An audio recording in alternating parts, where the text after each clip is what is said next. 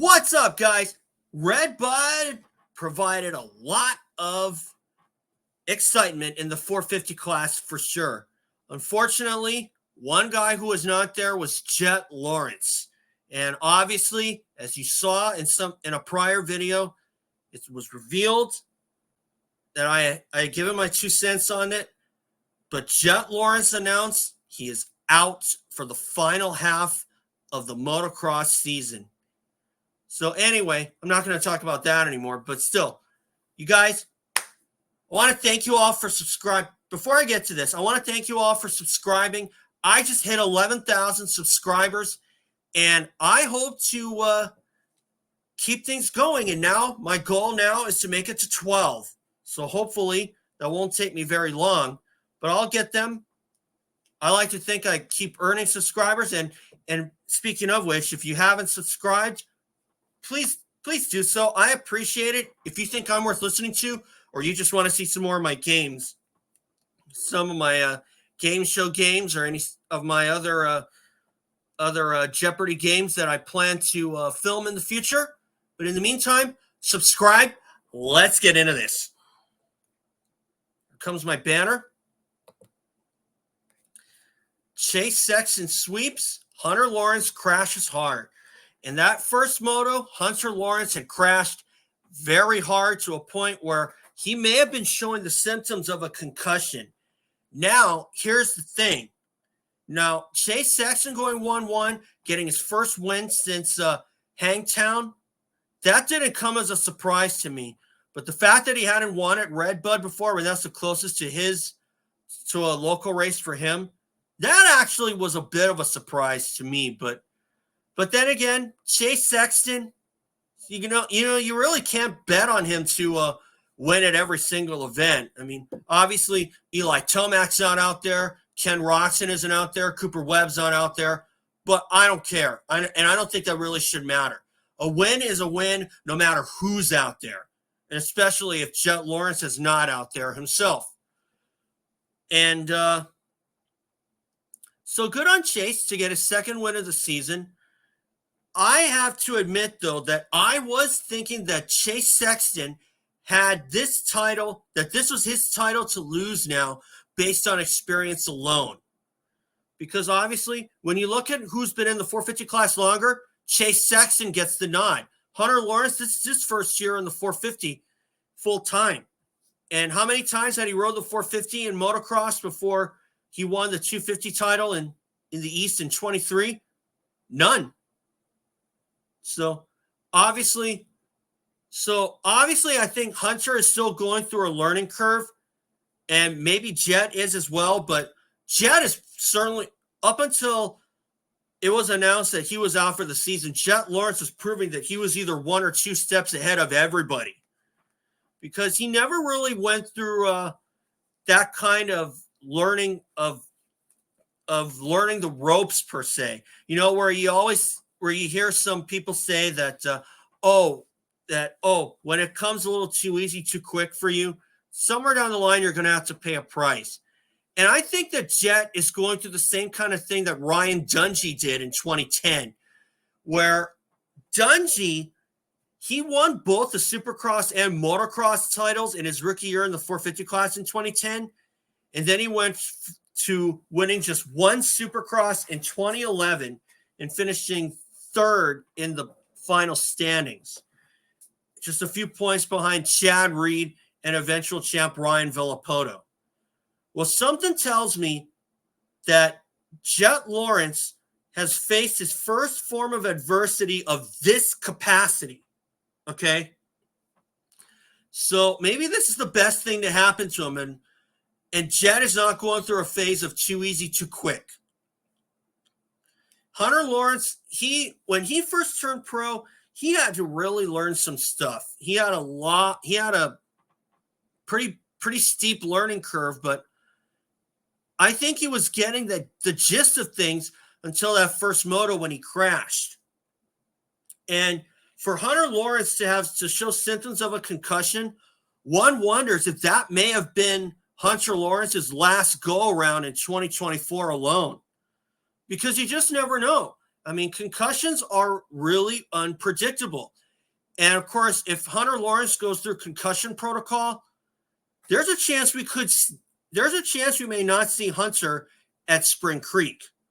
And that could very well determine the scope of the championship, because if Hunter's not there, this is pretty much Chase Sexton's title to lose, and he's probably going to win out the rest of the season, unless somebody steps up and does what he did and tries to beat him. You know, like what Chase did when he tried to beat Eli Tomac in 2022. And I was pulling for Sexton too, because Chase was showing that he was not fazed by anything. And despite he did make some rookie mistakes, he proved he could beat Eli Tomac, and he did at Washougal.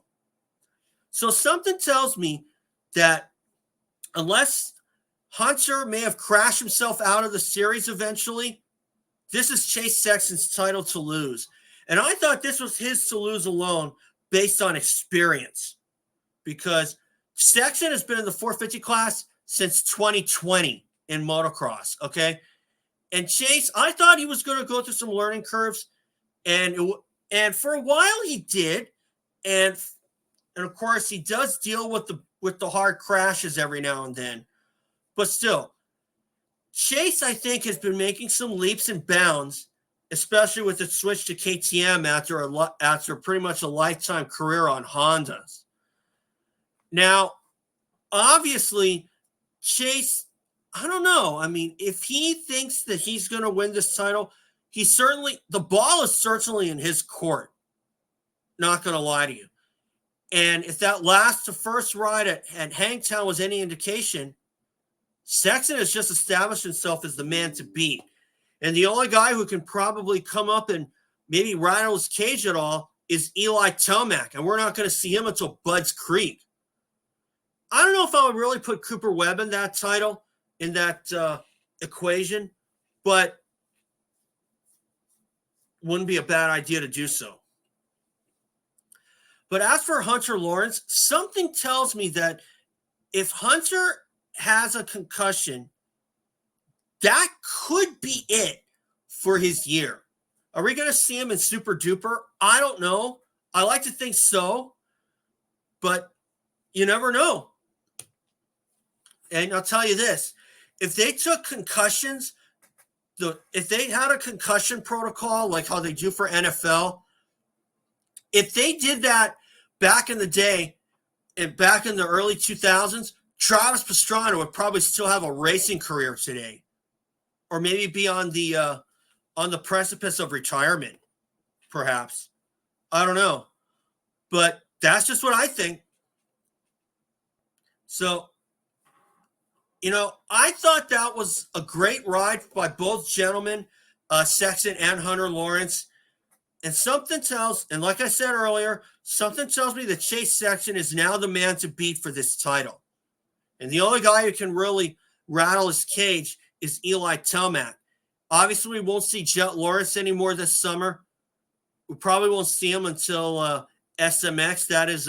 That's his aimed date. And definitely don't rush coming back. I mean, me personally, I never had a thumb injury myself. I've been fortunate myself to have only one injury related to motocross, and that was a dislocated shoulder in 2009. And unfortunately, that accident that I had could very well have been prevented, because there was about 15 people on the side of the track that I was riding at, and nobody even thought to come out onto the track and tell guys to slow down, because there was a guy down in my blind section, and by the time I saw it, it was too late, and I plowed into someone. Okay?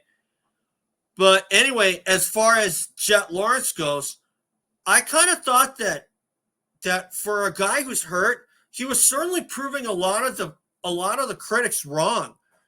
And something told me that he was going to come back and retake the points lead and maybe make it back-to-back titles. And in motocross anyway. And maybe make it 8 titles in a row when you look at the long streak of titles that he was racking up at such a young age. Unfortunately, that ain't going to happen anymore. So obviously, Jett heal up, and I guess that's about it for this one. But I want to also clarify something else that I neglected to mention in my 250 video, and that was the ludicrous penalty that Chance Hymas got after the first 250 moto. And I thought that penalty was really, really stupid. Not going to lie to you. Because if you're going to dock Chance Hymas 5 points for jumping on a red cross flag and not dock him any positions, and just dock him 5 championship points and no points on the day, I'm sorry. That's a penalty that does not sit well.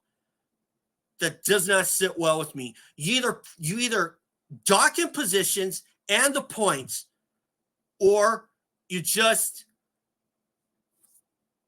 you either do that or just come up with another alternative, but not dock Chance Hymas 5 championship points and let Hayden Deegan keep his lead.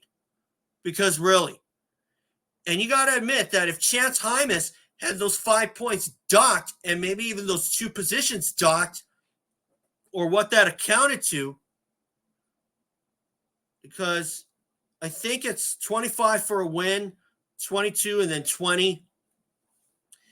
And then after that, so you either dock Chance Hymas 2 positions and the 5 points, or you may as well just turn a blind eye, really, because that's a ridiculous penalty, and I think it's really dumb for the AMA to penalize points and not positions on infractions like that. I can remember when Dylan Ferrandis was docked 1 point for the same infraction, and Ken Roxon was docked 2 points for the same infraction because he jumped farther. And it was at Red Bud, ironically. I think this might have been 2021 when Ferrandis won the championship.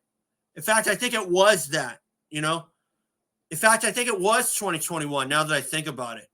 So really, and like I said in that video, if Duke Finch was still the AMA head referee and he saw how that was being handled, he'd be puking his lungs out, let me tell you. And, that's really where I'm going to leave it. So anyway, guys, thanks for watching. And remember, subscribe if you think I'm worth listening to. I want to get to 12,000 subscribers now. Hopefully it won't take me long. But anyway, thank you for 11,000 subscribers. And I hope to make it to 12 soon. So thanks, guys. Subscribe, and we'll catch you all later when we head to Spring Creek.